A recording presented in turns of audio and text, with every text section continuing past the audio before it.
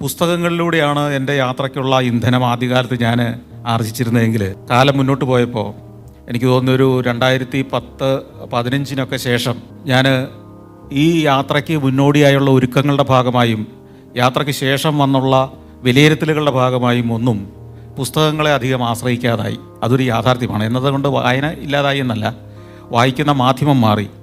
ഇൻ്റർനെറ്റിൻ്റെ അനന്തമായ സാധ്യതകളെ ഉപയോഗപ്പെടുത്തി യാത്രകളെ ക്രമീകരിക്കാൻ തുടങ്ങി.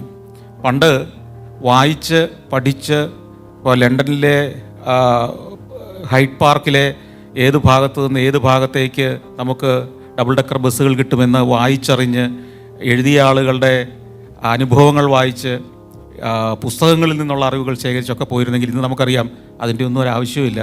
ഗൂഗിൾ മാപ്പ് ഓൺ ചെയ്യുക, എത്തേണ്ട സ്ഥലത്തിൻ്റെ പേരടിക്കുക, അവൻ നമ്മളവിടെ എത്തിച്ചു തരും.